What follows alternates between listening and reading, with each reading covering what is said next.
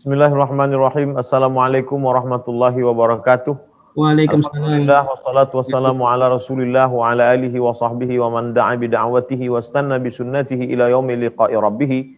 Subhanaka la ilma lana illa ma 'allamtana innaka antal alimul hakim. Rabbi shrah li sadri wa yassir li amri wahlul 'uqdatam min lisani yafqahu qawli. Yang saya hormati Bapak Kepala Dinas Pendidikan Kota Jambi, Bapak Ibu Kepala Sekolah, Majelis Guru, wali-wali murid, hadirin hadirat, bil khusus sahabat saya, guru kita bersama Al-Mukarram Dr. Hermanto Harun. Yang besar tak dihimbau gelar, yang kecil tak dapat disebut nama. Insyaallah kita semua dimuliakan Allah Subhanahu wa taala.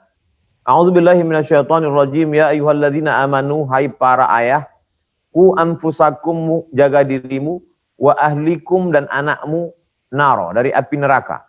Ahli di situ artinya anak.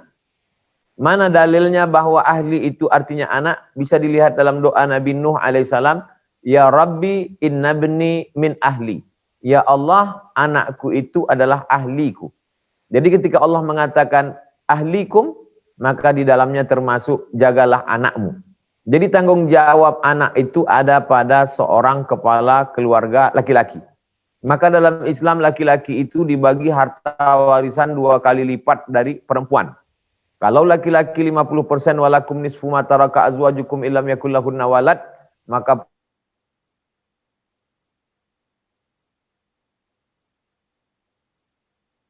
itu bukan diskriminatif.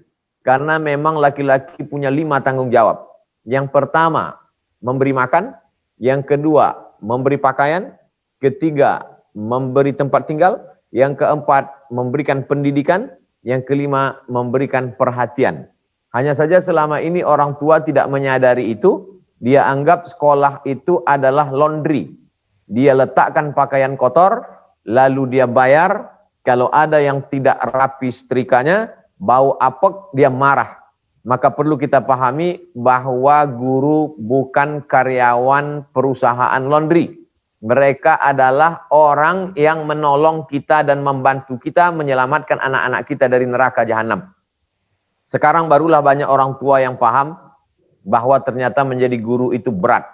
Saya sadar menjadi guru itu berat ketika diundang oleh pendidikan anak usia dini. Saya sangka saya akan ceramah kepada wali murid. Maka saya kan, bisa Ustadz datang ke sekolah kami, insya Allah saya datang. Karena dalam bayangan saya akan berceramah kepada wali-wali murid. Ternyata setelah sampai di lokasi, saya berhadapan dengan anak-anak semua. Ketika protokol pembawa acara mengatakan, mari kita dengarkan tausiah yang akan disampaikan oleh Al-Mukarram Ustadz Abdul Somad LCMA. Satu pun dari anak-anak itu tidak peduli siapa saya, dan mereka tetap bicara dengan teman-temannya, mereka tetap ngobrol, ketawa, cekikikan, menangis, bergurau. Disitulah baru saya sadar bahwa sesungguhnya, hai engkau Abdul Somad, tablik akbar di tanah lapang 100.000 orang bisa konsen mendengarmu, tapi di sini baru kau sadar bahwa kau bukan siapa-siapa dan bukan apa-apa. Menyadari kelemahan saya, lalu kemudian saya panggillah minta tolong kepala sekolah. Ini nampaknya Bu, ini buaya-buaya sudah tidak jinak lagi, maka perlu bantuan pawang buaya. Akhirnya datanglah seorang ibu yang kecil saja, biasa, suaranya pun tidak menggelegar. Anak-anak, tenang ya, ini Ustadz Somad mau ngomong ya, dengarkan ya. Tiba-tiba semuanya seperti bim salabim tertib. Bahwa kita, hai para bapak polisi, bapak tentara, angkatan laut, angkatan udara, pejabat di kantormu boleh jadi kau hebat, konglomerat, orang kaya, bisnismu boleh hebat. Tapi mendidik anakmu belum tentu kau bisa. Oleh sebab itu ketika anak saya sebelum masuk SD sudah hafal juz 30, amma yatasaalun juz 29 sebagiannya, saya merasa berutang budi dengan guru-guru itu. Saya datang ke mereka, saya jumpai gurunya. Terima kasih banyak Ibu, saya merasa terutang budi. Tidak sanggup kita membayar uang sekolah itu untuk membayar jerih payah mereka. Siapa di antara kita yang mampu membayar, memasukkan materi pelajaran ke kepala anak kita? Kalau ke laptop kita mudah saja, kita ambil flash disk 1 giga, 1 tera kita masukkan, hard disk eksternal, transfer, 1 jam, 2 jam selesai. Tapi untuk memasukkan baba, batata, batasa, tajwid, tahsin, maka itu adalah kemampuan mereka. Jadi kita perlu luruskan mindset cara berpikir kita, supaya kalau kita jangan sampai salah mikir, salah ngomong, salah berbuat. Kalau kita ketemu ada orang salah ngomong, itu berawal dari salah pikir. Karena ngomong itu keluar daripada pikir. Yang lebih parah lagi ada orang ngomong tidak berpikir, langsung ngomong saja. Pergi dia jumpai anaknya di sekolah, pertanyaan yang pertama dia tanya, kenapa telingamu dijewer? Kenapa engkau dibentak? Ini saya yang melahirkan, yang ngasih makan. Ini orang tidak ngerti, dia tidak paham. Guru itu sahabatmu, partnermu, temanmu, bukan musuhmu. Mereka lah yang menyelamatkanmu dari tantangan zaman yang luar biasa. Ilmu adalah cahaya. Nurul ilmi, cahaya ilmu. Karena dengan ilmu itulah anak-anak kita bisa membedakan mana bengkok, mana lurus, mana hak, mana batil, mana betul, mana batil, mana hak, mana hok. Bisa dia membedakan mana halal, mana haram, mana kawan, mana lawan. Maka dengan ilmu orang menjadi seperti di tengah gelap gulita yang bercahaya. Sesungguhnya kehadiran COVID sedang menyadarkan bahwa yang negara adik kuasa ternyata tidak kuasa. Dengan COVID sebenarnya orang-orang tua yang selama ini meremeh-temehkan guru, berapa banyak orang tua sudah minta ke kepala dinas, ke kepala sekolah supaya tatap muka saja. Kenapa? Dia sudah tidak sanggup lagi di rumah melihat anak-anak ini. Sudah banyak yang naik asam lambungnya, asam uratnya. Sudah banyak yang naik darah tingginya melihat anak-anak ini. Nah, jadi sebenarnya ini adalah kesempatan kita. Ada beberapa pondok pesantren, memang mereka lockdown. Saya kemarin baru kembali dari salah satu pondok pesantren, pintunya ditutup rapat. Saya pun mau masuk, tidak dikasih. Setelah saya kasih tahu, saya temannya Pak Kiai, bukan wali santri, baru boleh masuk ke dalam. Karena kalau wali santri masuk berarti ini tidak adil. Kenapa ada yang boleh masuk, ada tidak? Dan ketika masuk pun kita cuci tangan, hand sanitizer, jaga jarak, pakai masker. Karena kita khawatir kalau kena satu bisa kena semua. Jadi memang tatap muka ini mengerikan. Kalau sampailah anak-anak ini pulang di tengah jalan, dia ada tamu, dia memegang sesuatu, dia pergi ke mall, tiba-tiba dia terjangkit, lalu masuk ke sekolah, habis satu kelas kena semua, na'udzubillah.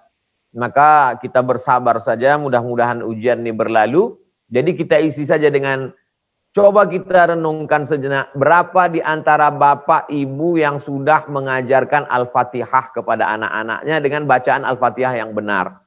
Bismillahirrahmanirrahim. Alhamdulillahirrahmanirrahim. Tepat makharijul hurufnya. Faqidu syai' la yu'ti. Orang yang tidak punya sesuatu, dia tidak akan bisa berikan sesuatu. La salata liman lam yaqra' bi fatihatil kitab. Tidak sah salat bagi orang yang tidak betul bacaan Al-Fatihahnya. Betulkan bacaan Fatihah Bapak Ibu, dengarkan kepada Ustadz, setelah itu pulang ke rumah, betulkan Al-Fatihah anak-anakmu, suruh dia baca, dengarkan baik-baik. Itu ainnya kurang dalam. A'udzu, itu zalnya terlalu tebal, tipiskan a'udzu.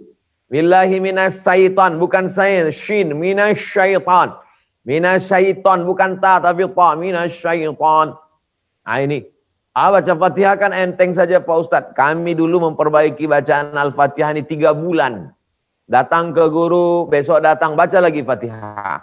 Sampai telinganya mendengar betul-betul halus ini bunyi huruf, barulah dia pindah ke alif lam mim dzalikal kitabul la raiba fihi hudal lil muttaqin. Kapan bapak, ibu, orang tua mengajarkan terakhir bahwa kalau sujud itu keningnya nempel ke lantai, bahwa ujung kakinya ditekuk, bahwa tapak tangannya nempel, ada 7 anggota tubuh yang menempel ke lantai, 2 ujung kaki, 2 ujung lutut, 2 ujung tapak tangan, 1 kening. Kapan kita terakhir mengajarkan itu? Apakah ketika waktu banyak kosong kita hanya berikan gadget saja? Terasa seolah-olah kita tidak sayang saat mengatakan jangan pakai gadget. Sampai hari ini saya alhamdulillah tidak kaya raya. Tapi untuk ada uang beli gadget, insya Allah masih ada uang untuk beli gadget. Tapi sampai hari ini saya tidak berikan gadget kepada anak dan keponakan saya. Saya tidak mau rusak isi kepala mereka. Dan saya tidak akan buka handphone selama ada simpan. Ketika ada main handphone, jangan main handphone. Ada masanya bergurau, ada masanya tegas, ada masanya bercanda, seperti tali ulur, seperti main layang-layang, ada masanya ulur, ada masanya tarik.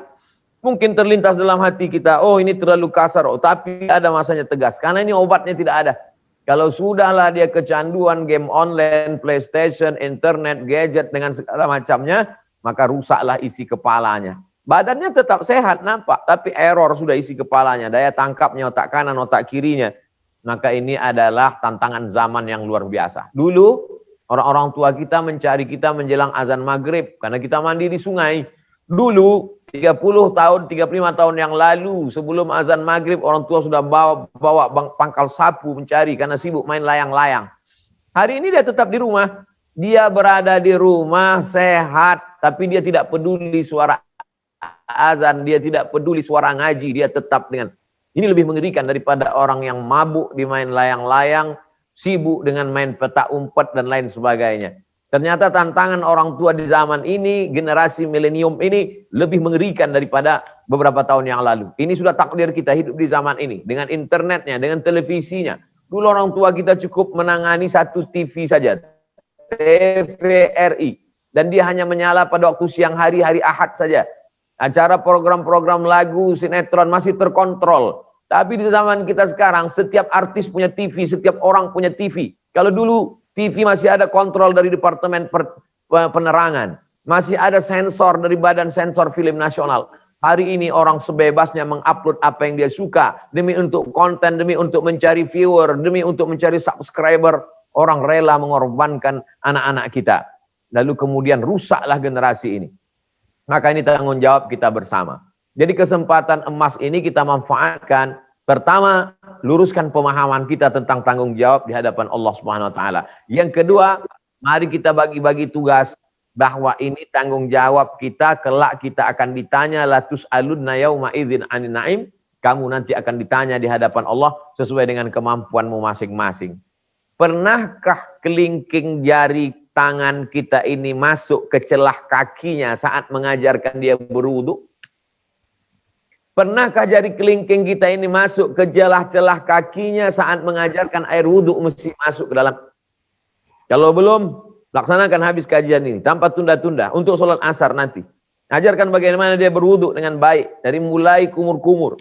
Begini caranya kumur-kumur itu, begini caranya istinsak itu. Setelah itu menghadap kau ke arah kiblat. Allahumma asyhadu an la ilaha illallah la syarikalah wa asyhadu anna Muhammadan abduhu wa rasuluh. Allahumma ja'alni minat tawwabin wa ja'alni minal mutatahhirin wa ja'alni min ibadika shalihin. Suruh dia iqamat.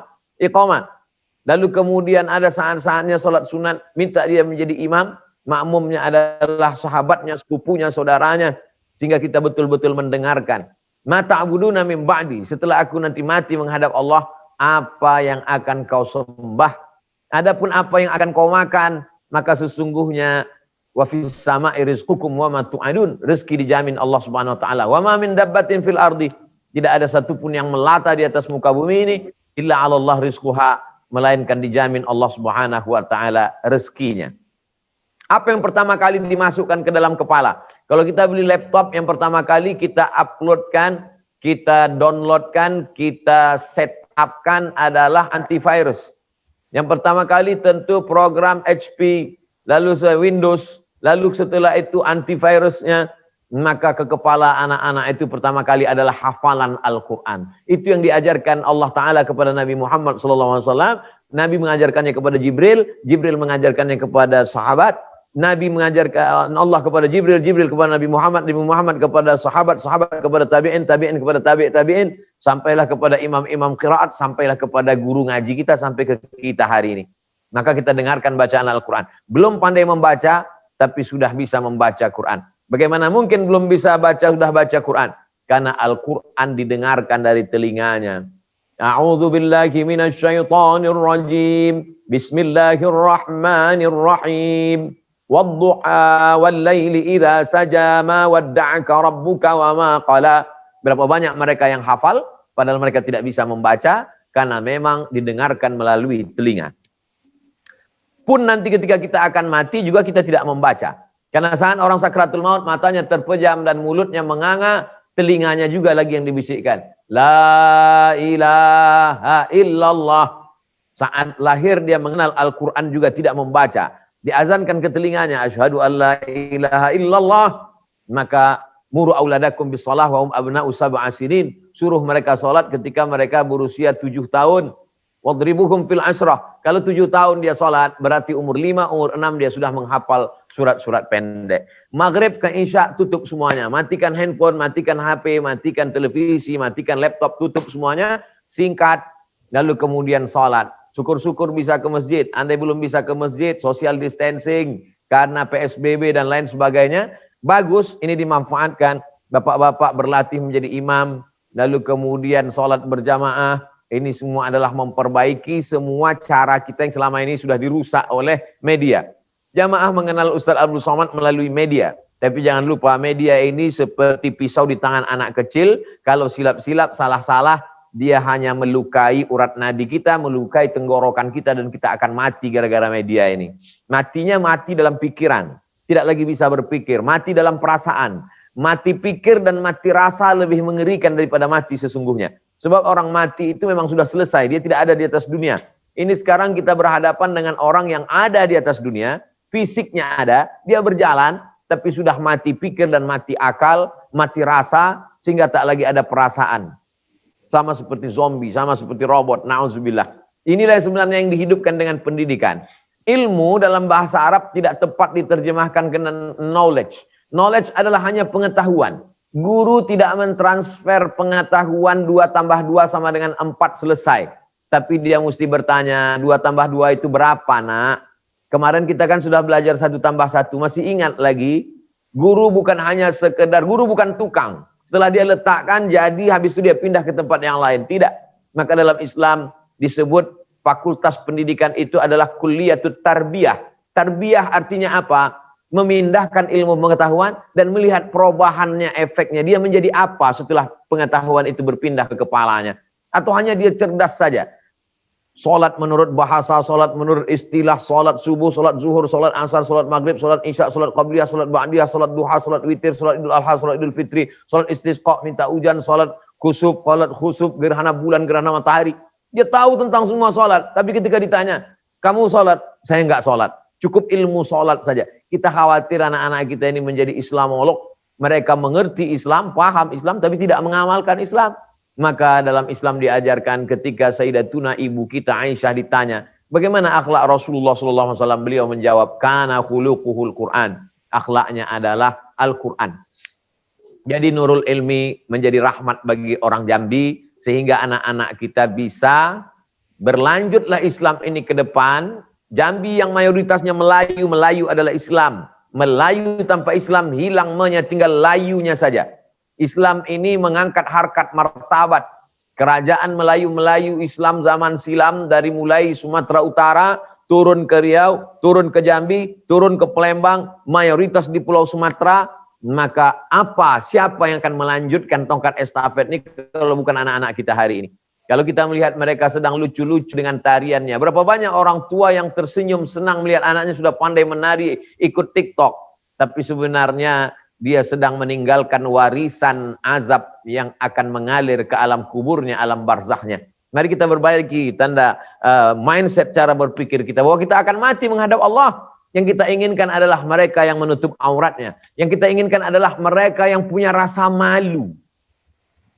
Kenapa Musa mau menjadi pengembala kambing Thamaniyah Hijaj? 8 tahun, 8 musim. Padahal dia tinggal di istana yang megah. Tiba-tiba dia keluar dari istana Fir'aun. Lalu kemudian dibawa oleh anak Syuaib menemui Syuaib. Dan Syuaib kebetulan ingin mencari pekerja. Maka dia minta, kau nikahi anakku dengan mahar 8 tahun menjadi pengembala. Secantik apa anak Syuaib itu? Maka sifatnya ada disebutkan dalam Al-Quran. Tamshi ala istihya. Sifatnya adalah, tidak ada disebutkan sifatnya tinggi semampai matanya. Seperti bola, indahnya. Tidak ada. Yang disebutkan tamshi ala istihya. Anak gadis Syuaib itu adalah punya malu. Satu saja sifatnya. Punya malu. Jadi keberhasilan pendidikan hari ini adalah daftarkan anak Anda ke sekolah ini. Dia akan masuk perguruan tinggi. Untuk apa dia masuk perguruan tinggi kalau dia tidak punya malu? Ketika dia berhasil tertangkap mayoritas pejabat-pejabat yang korupsi itu, cobalah dilihat detailnya. S1, S2, S3, S1, S2, S3. Mereka terpelajar karena begitu mudahnya. Tapi tak ada punya malu. Orang Jepang masih punya malu, tak bertuhan tapi punya malu. Ketika tertangkap dia langsung bunuh diri, harakiri, mati. Orang kita dipakaikan jaket oranye malah angkat tangan, dipoto, selfie, na'udzubillah. Tak ada rasa malu sedikit pun. Berapa banyak gerakan-gerakan sekarang yang kita lihat, melihatnya malah kita malu. Karena bagi kita yang terdidik dengan pendidikan zaman dulu, kita menganggap ini sesuatu yang tabu, sesuatu yang pantang. Tapi sekarang orang begitu enaknya saja mempertontonkan. Mana rasa malu ketimuran kita? Kita bukan orang barat. Ada barat itu yang bisa kita ambil kesopanannya. Kita ambil dari timur. Tapi on time-nya, tepat waktunya, profesionalisme kerjanya, bersihnya, kerapiannya. Maka bisa kita ambil. Disiplinnya bisa kita ambil. Maka sesungguhnya orang Islam tidak menolak peradaban dari manapun. Karena dalam Islam diajarkan al-haqqu dhalatul mu'min. Kebenaran itu milik orang beriman yang lepas. Aina wajadaha fahuwa ahaqqu biha. Di mana dia mendapatkannya, di mana dia memperolehnya, maka disitulah dia akan mendapatkannya. Maka ini semua menjadi pelajaran berharga buat kita, karena semua akan dituntut di hadapan Allah Subhanahu wa ta'ala. Dan pendidikan ini dalam Islam tidak pernah dibatasi dengan apapun. Utlubil ilma, tutula ilmu, minal mahdi ilal lahdi, dari buayan hingga ke liang lahat. Ilmu dalam Islam tidak dibatasi dengan usia S1 22, S3 24, S3, S2 24, S3 30 27, tidak. Tapi dalam Islam utlubil ilma minal mahdi ilal lahdi, dari buayan hingga ke liang lahat. Puncaknya adalah takut kepada Allah Subhanahu wa taala. Anak-anak yang takut kepada Allah Subhanahu wa taala, dan ketika dia bangun di tengah malam dia akan berkata Rabbighfirli wa liwalidayya warhamhuma kama rabbayani shaghira. Saya kira itu sebagai pengantar dialog kita pada petang hari ini. Saya kembalikan ke moderator. Terima kasih. Mohon maaf banyak kata-kata tidak berkenan di hati. Wassalamualaikum warahmatullahi wabarakatuh. Waalaikumsalam warahmatullahi wabarakatuh. Syukran jazakallah pada Ustadz Abdul Samad yang telah memberikan pencerahan bagi kita semuanya, bahwasanya kita mesti menjadi ayah, menjadi orang tua yang peduli dengan anaknya. Tadi disebutkan bagaimana kita belajar dari kisah, banyak kisah yang menceritakan tentang pendidikan seorang ayah, kisah Nabi Ibrahim, bagaimana beliau mendidik dan lain hal. Baik, selanjutnya kita buka sesi pertanyaan bagi ayah, bunda yang pengen bertanya, dan silakan ditulis di chat, nanti akan kita bacakan. Dan untuk pertanyaan pertama, mungkin ada dari Yayasan Nurul Ilmi yang mau bertanya, kami persilakan dulu, bisa Desa Musis atau yang lain.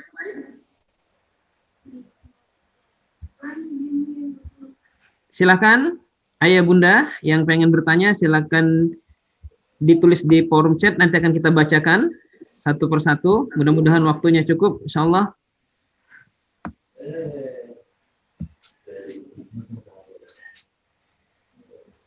Baik Ustadz, ada pertanyaan yang pertama Ustadz. Silakan, fadhal. Apa yang harus saya lakukan supaya anak saya menjadi ahli Quran Ustadz? Pertama, dengarkan telinganya membaca Quran. Kemarin saya berkunjung ke salah satu sekolah tahfiz Quran. Jadi filmnya tetap film karton. Jadi di ruang itu ada TV, saya nonton film karton, tapi nggak ada suaranya. Yang keluar dari suara itu adalah MP3 Quran. Bismillahirrahmanirrahim. Wal fajri wa layalin ashr. Wasyaf'i wal watr. Lalu saya, ini kok bisa gini? Begini kami buat Pak Ustadz, supaya anak-anak ini tetap terhibur, tapi di telinganya tetap Al-Quran. Karena itu nanti yang akan terngiang-ngiang terus di telinganya, sampai ke otaknya, sampai ke hatinya, nanti sampai dia malam tertidur, sampai bangun tidur, adalah suara Al-Quran. Jadi memang pertama inna sam'a, pendengaran dulu. Yang dia dengarkan adalah Al-Quran. Yang kedua, yang dia lihat Al-Quran. Jadi kalau kalender kaligrafi Al-Quran. Kalau dia menonton adalah carikan video-video qori-qori Al-Quran banyak. Tulis saja di situ qori children, qori kids. Nanti akan keluar qori-qori internasional dari Makkah, dari Mesir, dari Maroko. Biasakan dia familiar dengan qori-qori itu, kalau perlu dia mengingat. Oh, saya mau dengar ini, saya mau ini, sih tahu dia namanya.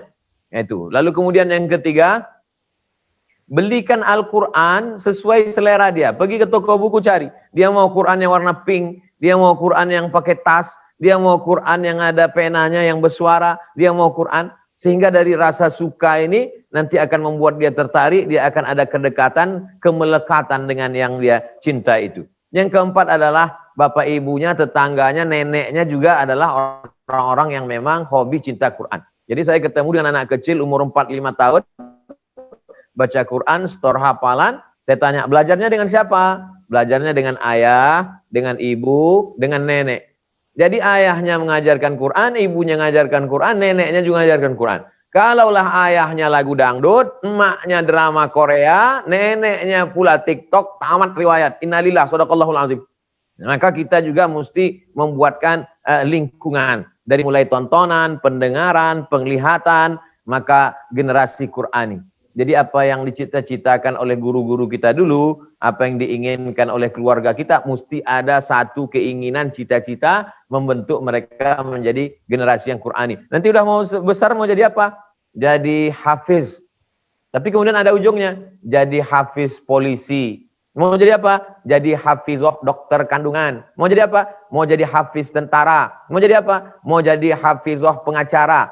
Nanti ke depan 10-20 tahun lagi dia akan menjadi apapun, tapi kemudian dia adalah para orang-orang yang memperjuangkan Al-Quran. Sehingga kalau dia menjadi kepala dinas, kepala badan, kepala kantor, kepala bagian, bupati, gubernur, wali kota, dia akan buatkan rumah Quran, dia akan buatkan pondok tahfiz Quran. Kenapa? Karena dia punya keterikatan dengan Al-Quran, dia punya hubungan masa lalu dengan Quran. Apa yang kita lakukan hari ini, itulah nanti yang akan kita tuai insya Allah 2 tahun, 3 tahun ke depan. Mari kita wujudkan generasi-generasi yang Qurani insya Allah. Demikian. Wallahu a'lam bishawab. Baik, sekarang Ustaz. Selanjutnya pertanyaan berikutnya Ustaz. Bagaimana cara mendidik anak perempuan yang sudah umur 15 tahun? Ustaz? Kata pepatah orang Melayu membentuk buluh dari rebung. Buluh bambu yang sudah keras, membentuknya dari rebung. Rebung itu buluh yang masih umbut, masih lunak, masih bisa dibentuk melingkar, bisa dibuat melengkung, bisa buat. Saya tidak mengatakan ada batas keterlambatan dalam pendidikan, tidak. Tapi dari kecil terlonjak-lonjak, sudah besar terbawa-bawa, sudah tua terubah, tidak. Jadi saya tak punya anak perempuan. Tapi keponakan saya perempuan, anak adik saya perempuan, dari sejak kecil memang tidak boleh dibawa ke rumah saya kalau tidak pakai baju panjang. Jangan datang kalau pakai celana jeans, jangan pakai celana sempit, jangan sampai tak menutup kepala. Makanya kalau saya pulang ceramah, dia dengar suara kendaraan, ten, langsung pontang-panting lari cari jilbab. Wak pulang, mana kain, mana, ketakutan. Bahkan pernah tidak mau bersalam dengan saya. Waktu bersalaman, kata dia tidak mahram. Ketawa almarhumah ibu saya, itu abang ayahmu, dia walimu, dia mahrammu. Yang tak mahram itu kalau orang lain sana. Sampai sebegitu takutnya dia. Ini kita bukan mau menakut-nakuti dia, tapi kita mau mendidik dia, mau menyelamatkan dia. Oleh sebab itu maka dari awal. Ini kalau sudah umur 15 ini bagaimana? Tidak ada kata-kata terlambat, tetap kita berikan pengarahan. Cuman bedanya tidak lagi seperti anak kecil. 7 pertama, 7 kedua, 7 ketiga. Ini sudah masuk proses 7 ketiga, 15 tahun. 7 pertama 7, 7 kedua 14, 7 ketiga 15 ke 21. Maka 7 yang ketiga itu prosesnya tidak lagi ditakut-takuti, tapi dia lebih banyak diajak berdialog, kemudian pakai logika. Kamu kalau terbuka, coba tengok tuh di pasar. Orang kalau mau beli buah, mau beli apel yang tertutup, yang dibungkus plastik atau terbuka. Tentu mau beli nanas yang ada dalam kulkas yang tertutup atau yang terbuka pinggir jalan.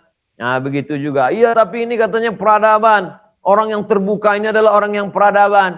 Kalau terbuka itu simbol peradaban, makin terbuka seperti makin maju, berarti yang paling maju itu monyet. Karena monyet yang terbuka. Nah, diajak dia untuk berpikir logis, dan ini untuk kebaikanmu nak. Kalau kau sembarangan pergaulan, dibawa laki-laki sana sini kau mau saja, nanti kau menjadi barang bekas, nanti kehormatanmu hilang. Kalau kau susah nanti perempuan laki-laki jalan di mana-mana, perempuan ini timun, laki-laki ini durian. Jadi timun itu mau di atas, mau di bawah, mau di samping tetap luka, tetap bonyok, tidak ada untungnya sama sekali. Kalau terjadi sesuatu yang hamil, kalau hamil perempuan, yang mengandung malu perempuan, yang menahankan derita perempuan, yang muntah-muntah perempuan. Maka ini semua adalah mengajak dia untuk bercerita, berdialog. Jadi saya sering masuk kampus, keluar kampus, ke kelas, itu kebanyakan adalah di usia-usia SMP, SMA, seperti yang ibu bapak tanyakan, umur 14-15, lebih banyak berdialog, saya ajak berpikir. Karena dengan kesadarannya, insya Allah ada saatnya dia bisa kita ajak berpikir. Demikian, wallahu a'lam bishawab. Baik, syukran Ustaz. Ada pertanyaan berikutnya Ustaz. Rata-rata orang tua menanyakan, bagaimana solusinya bagi anak-anak kita yang sudah kecanduan dengan handphone? Dari kecil mungkin atau sampai sekarang, apalagi di masa pandemi, dia belajar sekolah enggak, jadi kecanduan handphone terus jadi bermain. Gimana Ustaz? Saya kalau masih punya hubungan dekat dengan saya, yang kira-kira dia tidak tersinggung, langsung nggak boleh. Simpan handphone, matikan, nggak boleh. Anak kandung, keponakan kandung, anak kawan, kalau dekat, nggak boleh. Saya suruh matikan langsung, matikan. Nggak boleh. Kalau orang yang agak jauh, kalau saya ngomong gitu, khawatir saya tersinggung. Mesti tegas, dalam masalah handphone ini mesti tegas. Matikan. Tapi kita tidak bisa, kita larang handphone, kita main handphone. Enggak. Saya sampai hari ini tak ada main game. Ustadz iyalah jadul. Banyak juga orang lebih tua dari saya main game. Nah, itu. Jadi tak bisa kita tidak bisa memberikan sesuatu kalau kita tidak punya. Kita tidak bisa melarang sesuatu kalau kita melakukan. Mental dia di dalam.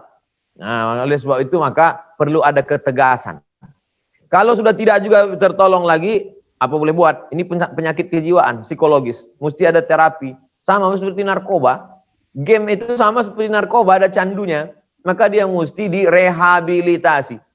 Ada anak-anak ini sampai nggak mandi, nggak sholat, nggak makan, nggak sekolah, sibuk. Lalu dipanggillah saya untuk membacakan doa ruqyah. Saya bilang, saya doa ruqyahnya doa ruqyah jin. Bukan doa ruqyah orang kena game online PlayStation. Nah, maka terapi, tidak ada obat lain. Bawa ke psikiater, psikolog, dokter jiwa. Karena ini sudah sebagian dari kegilaan. Akalnya itu sudah entah di mana-mana. Na'udzubillah. Tapi doa juga luar biasa. Pertama ada action, ketegasan. Tapi juga ada doa yang luar biasa. Doa yang paling makbul doa ibu. Doa ibu kepada anak sama seperti doa Nabi pada umatnya. Ibu sholat di waktu malam, di sujud terakhir minta kepada Allah SWT. Aku sudah silap, aku sudah salah ya Allah. Jangan ucapkan di mulut, batal kalau pakai bahasa Indonesia. Dalam hati. Untuk anakku Al-Fatihah, bacakan Al-Fatihah. Untuk ruh anak itu, makanan jiwanya. Bertawassul kepada Allah dengan membaca Al-Fatihah. Allahumma inni atawassalu ilaika bihaqqi suratil Fatihah. Aku mohon kepada engkau ya Allah dengan kemuliaan surat Al-Fatihah. Luruskan pikiran anakku, sehatkan badannya, sehatkan jiwanya, kuatkan imannya, selamatkan dia dari narkoba, selamatkan dia dari LGBT, selamatkan dia dari pergaulan bebas, selamatkan dia dari pacaran. Tundukkan hatinya hanya takut pada engkau. Jangan pernah bosan mulut. Kalau ibu masih mau merepet, masih mau bicara tidak berhenti, masih mau berdoa di tengah malam, insya Allah dia selamat. Tapi kalau ibu sudah lelah, capek, ingat, setan tak pernah capek. Ketika ibu mengatakan saya capek, kenapa Ustaz bolak-balik mengatakan ibu? Karena dia di dalam perut ibu 9 bulan 10 hari. Karena dia meminum air susu ibu 2 tahun lamanya. Anak itu adalah bagian dari tubuh ibu. Kalau ibu pikir-pikir, cobalah. Dari dalam badan ibu, dari daging ibu, dari darah ibu, keluar sama seperti ibu, bentuknya sama keluar. Dia adalah diri ibu. Oleh sebab itu bagaimana ibu, begitulah dia. Maka pendidikan awal adalah bagaimana memilihkan ibunya. Ibu-ibu, para wali murid, bapak-bapak, maka ini adalah nikmat besar. Berapa banyak orang menginginkan anak sampai bayi tabung tak punya anak. Berapa banyak orang yang sudah mendapatkan tapi tidak dapat mendidiknya. Alhamdulillah. Nurul Ilmi membantu, tapi pokoknya bukan Nurul Ilmi. Pokoknya adalah orang tua. Wallahu a'lam bishawab. Baik, syukran Ustaz. Selanjutnya, saya berikannya Ustaz. Bagaimana jika sudah terlanjur mengakikahkan anak pakai uang pinjaman di bank? Jadi dia mempertanyakan hukum dan bagaimana solusinya Ustaz. Innallaha thayyibun, Allah maha suci. La yaqbalu illa thayyiban. Allah tidak menerima kecuali yang suci-suci saja. Wa anfiqu, berinfaklah. Wa anfiqu, berzakatlah. Wa anfiqu, bersedekahlah. Min thayyibat, yang baik-baik saja. Yang tak baik tak diterima Allah Subhanahu wa taala. Innallaha jamil, Allah baik, Allah indah. Yuhibbul jamal, dia suka yang baik, dia suka yang indah, suka yang halal. Ayyuma lahmin nabata min haramin fannaru aulabih. Maka yang haram itu tempatnya adalah haram juga. Uang riba haram. Jadi kalau ada uang sekarang, beli kambing, buat akikah. Toh jamaah tidak akan nanya, ini akikah yang keberapa, ini enggak. Yang penting, tak usah kau tanya-tanya, makan aja lah. Nah, ini, niatnya dalam hati akikah. Boleh enggak akikah? Dia udah kelas 2 SD sekarang di Nurul Ilmi. Maka sesungguhnya akikah, kullu mauludin, setiap anak rahinatun bi aqiqatihi, tergadai dengan akikahnya. Tudbahu anhu yauma sabi'i, sembelihkan kambing hari ke-7. Yuhlaku, cukurkan rambutnya. Wa yusamma, kasih nama yang baik. Dalam fikih sunnah 7. Kalau tidak ada duit 14. Tidak juga ada duit pada hari ke-21. Tidak juga lagi ada, boleh, tidak dihitung. Jadi kalau hari ini dia udah kelas 2, kelas 3 SD, maka belikan kambing. Kalau kebetulan ada duit, buat sekali lagi untuk menebus perbuatan kita karena melakukannya dengan uang haram, duit riba. Yamhaqullahu riba. Allah mengecam, menjatuhkan, menghinakan, menghancurkan riba. Wa yurbis shadaqat. Alladzina ya'kuluna riba, orang yang makan riba. La yaqumuna illa kama yaqumul ladzi yatakhabbathu syaitanu minal mas. Dia nanti akan masuk bangkit dari kubur seperti orang yang kerasukan setan. Nauzubillah. Wallahu a'lam bishawab. Baik, sekarang Ustaz. Pertanyaan berikutnya Ustaz. Ini pertanyaan biasanya dari ibu dan juga seorang ayah. Mereka punya anak perempuan ataupun laki-laki, sedangkan ayahnya ini bekerja di luar kota. Ustaz. Paling ketemu cuma Sabtu atau Ahad. Nah, bagaimana mengambil peran seorang ayah ketika mereka bekerjanya jauh? Ustaz?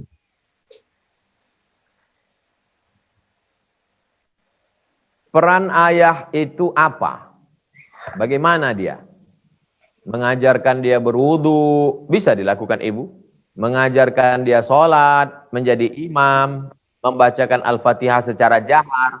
Ibu-ibu tidak boleh jahar kalau ada laki-laki tak mahram. Tapi ibu-ibu kepada anaknya boleh. Bismillahirrahmanirrahim. Alhamdulillahirabbil alamin. Saya juara azan tingkat SD, antar SD satu kabupaten saya juara. Siapa guru azan saya? Emak saya. Ingat betul, saya dia lari-lari, dia menemui imam, minta cari, menanyakan imam, nama imam tu Abdul Rahim. Tu Abdul Rahim, apa bacaan sebelum azan itu? Diajarkanlah, innallaha wa malaikatahu yusalluna 'alan nabi ya ayyuhalladzina amanu sallu 'alaihi wa sallimu taslima. Allahu akbar, Allahu akbar. Diajarkannya dari awal sampai akhir, ikut saya lomba, juara 1. Jadi sampai hari ini kalau saya azan, maka pahalanya mengalir karena dia guru saya. Mengajar mengaji ibu. Jadi saya khatam dari Al-Fatihah, Al-Baqarah sampai ke Anas, ibu. Habis itu baru dia serahkan ke guru mengaji. Digeraskannya ke guru mengaji, namanya Pak Tamrin. Disegerahkannya ke guru mengaji, namanya Syekh Abdurrahman, Syekh Muhammad Ali bin Syekh Abdurrahman. Diserahkannya ke guru mengaji yang ketiga, namanya Ustaz Armawi Abdurrahman. Diserahkannya ke guru mengaji yang keempat, namanya Syekh Armawi, Syekh Azra'i Abdul Raub. Jadi guru ngaji saya 5. Tapi guru ngaji yang pertama adalah ibu saya. Jadi ibu-ibu luar biasa. Contoh model bagaimana Nabi Ibrahim alaihissalam. Betul, dia bersama dengan Ishak.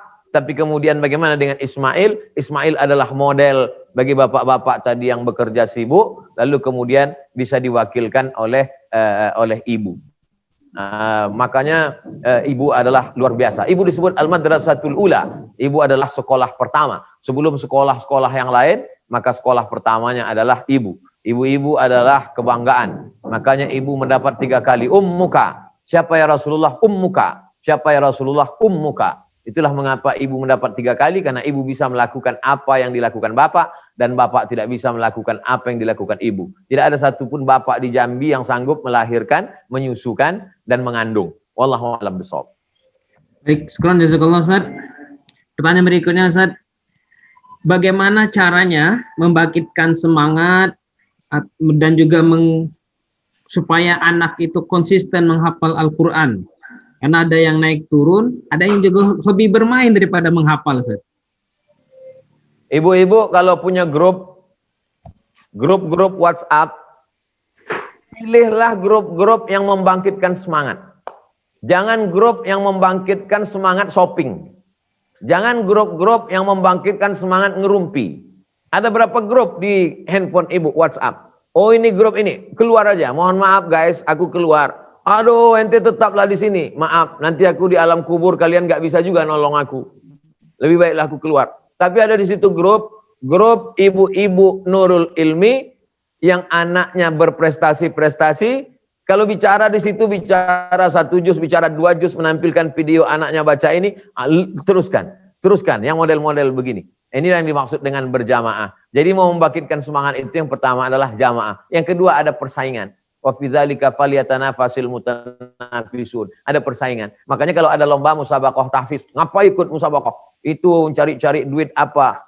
Itu niatnya tidak betul. Musabaqah itu yang dikejar bukan duitnya, tapi ada semangatnya. Itu anak dia bisa, kenapa kamu nggak bisa? Itu anak si Anu itu tidak sekaya kita, tidak semakmur kita, duitnya nggak sebanyak kita, kenapa dia bisa? Kenapa kita nggak bisa? Nah, jadi itu menjadi motivasi. Yang ketiga adalah, jangan lupa, ada semangat dari Allah Subhanahu wa Ta'ala, yaitu diambil dari makanan yang halal. Jadi salah satu sebabnya kita semangat itu down adalah makan syubhat. Maka jaga makanan, jangan sampai makan riba, jangan sampai makan korupsi, jangan sampai makan haram. Karena setetes darah haram masuk ke dalam jantung, naik ke otak, itu yang membuat kita malas berpikir, malas beribadah, malas bangun malam, malas baca Quran, malas. Anak-anak kita pun mengenal begitu juga. Heran saya melihat ini Pak Ustadz, sudah begini, lari di sini, tidak masuk, ini bandel. Salah satu sebabnya adalah makan haram. Atib mat'amak takun mustajab dakwah. Jaga makananmu, maka doamu akan dikabulkan Allah Subhanahu wa Ta'ala. Yang keempat, doa. Jangan sempat lupa berdoa. Ya muqallibal qulub, engkau yang membolak-balikkan hati. Sabit qalbi, kokohkan hatiku, kokohkan hati anakku, kokohkan hati keluargaku, ala dinik dalam agamamu, wa ala ta'atik dalam ketaatan kepadamu. Pagi kita berdoa, siang kita berdoa, sore kita berdoa, selesai sholat. Bahkan di dalam sholat, aqrabu ma yakunul abdu min rabbihi wa huwa sajid.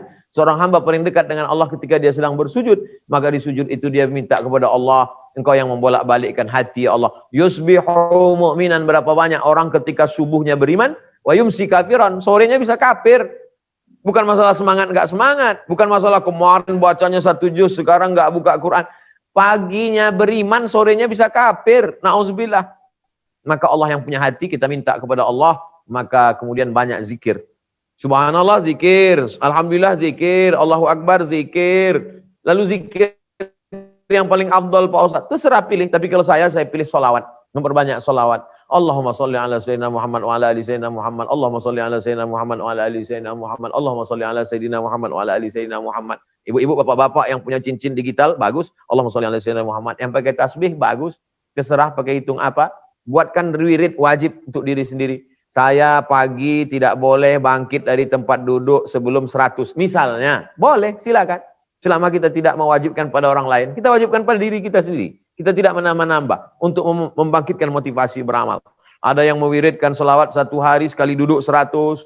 Ada yang setiap pergi dari satu tempat, ibu dan mau belanja pagi sambil selawat. Allahumma sholli ala sayyidina Muhammad wa ala ali sayyidina Muhammad. Man shalla alayya salatan, siapa yang berselawat kepadaku 1 kali, sallallahu alaihi biha asyra, Allah balas 10 kebaikan.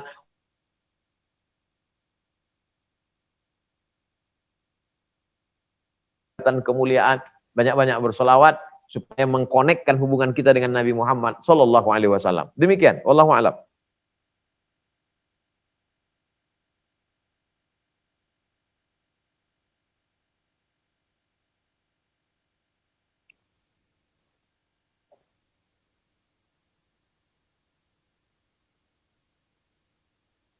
Apaan Ustaz? Termut tadi. Ada pertanyaan berikutnya Ustaz, bagaimana caranya agar anak tidak merasa terbebani dalam menghafal Al-Quran? Laqad yassarna al-Qur'ana lidzikri. Kami mudahkan Al-Quran itu untuk diingat. Fahal mim muddakir. Mengapa tidak ada yang mau melakukannya? Mengapa tidak ada yang mau memikirkannya? Mengapa tidak ada yang mau menghafalnya? Semua berawal dari rasa berat. Bangun subuh berawal dari keterpaksaan. Lama-lama menjadi kebiasaan. Salat itu berawalnya berat. Ngaji itu awalnya berat. Kata pepatah kita Melayu, alah bisa karena biasa. Jadi begitu juga dengan dia. Diwajibkan dia menghafal surat-surat pendek. Lalu kemudian setelah itu 1 hari 1 halaman. Lalu kemudian 1 juz itu ada 20 halaman. Lalu kemudian ada setoran ba'da asar. Nanti malam ba'da maghrib ada setoran. Dihafal subuh. Dibaca dalam sholat qabliyah. Semua berawal dari keterpaksaan. Jadi kalau mau santai, mau enjoy, mau enak, bukan pendidikan. Itu adalah membuat dia nanti penyesalan. Berapa banyak bapak-bapak, ibu-ibu yang hari ini menyesal, diam-diam malu-malu menyesal. Bahkan ada yang menyalahkan orang tuanya. Saya dulu Pak Ustadz karena orang tua saya. Oh, jangan salahkan orang tuamu. Balaskan kekeliruan mereka dengan memperbaikinya hari ini pada anak-anakmu. Semua berawal dari keterpaksaan. Semua berawal dari kemalasan. Semua harus dilawan. Melawan. Islam adalah mengajarkan kita melawan. Melawan apa? Yang dilawan itu hawa nafsu. Raja'na minal jihadil asghar ilal jihadil akbar. Mata ini maunya tidur terus, maunya bermalas-malasan terus. Tapi Islam mengajarkan faida faraghta fansab. Setelah kau selesai melakukan satu aktivitas, pindah ke aktivitas yang lain. Jangan pernah berpangku tangan. La ta'jaz, jangan merasa lemah. Allahumma inni a'udzubika minal hammi wal hazan. Lepaskan kami dari kesulitan, kesusahan, wal ajzi wal kasal. Lepaskan kami dari sifat lemah dan malas, wal jubni wal bukhul. Lepaskan kami dari sifat pengecut dan pelit. Wadala'idaini walabatir rijal. Lepaskan kami dari dililit hutang dan dikuasai orang lain. Coba lihat. Ujung-ujungnya kemalasan, kemanjaan itu akan berakhir pada dililit hutang. Kenapa? Malas. Malas bangun pagi, malas berusaha, malas bekerja, hidup mau enak, mau enjoy. Akhirnya dililit hutang, ngambil uang pada rentenir dan dikuasai orang lain. Na'udzubillah. Jadi kita didik anak-anak kita menjadi orang-orang yang disiplin. Tidak ada keberhasilan yang diperoleh kecuali dengan kerja keras. Wallahu a'lam. Syukran jazakallah Ustaz. Sebenarnya masih banyak pertanyaan yang diajukan oleh peserta kita pada hari ini yang sudah mencapai 900-an lebih Ustaz. Dan karena waktu juga yang membatasi kita, di akhir kita pengen ada closing statement dan juga kita juga mohon Ustaz untuk memimpin doa untuk keberkahan dari sekolah Yayasan Islam Taqwa Nur ini. Dan juga kita mohon maaf kepada ayah bunda sekalian, pertanyaannya tidak bisa kita bacakan karena waktu juga yang membatasi kita semuanya. Pada Ustadz kami silakan. Kata pepatah Melayu, tangan mencincang, bahu memikul. Apa yang kita cincang, itu yang akan kita pikul. Setelah itu kita pun mulailah menggunakan pacul cangkul untuk mencangkul tanah. Setelah tanah dicangkul baru kita tanamkan bibit. Setelah bibit ditanam dia mesti disiram. Setelah disiram dia mesti dikawal supaya tidak dimakan wereng, tidak dimakan kambing, tidak dimakan ayam. Setelah itu dia pun mulai bertunas, berbuah, dia mesti dipantau, dia mesti dipupuk. Tapi setelah dia berputik, berbuah, harum semerbak, barulah semua akan berkata, ini pohon punya saya. Kalau hanya untuk menghasilkan satu buah saja begitu prosesnya, bagaimana menghasilkan seorang makhluk Allah.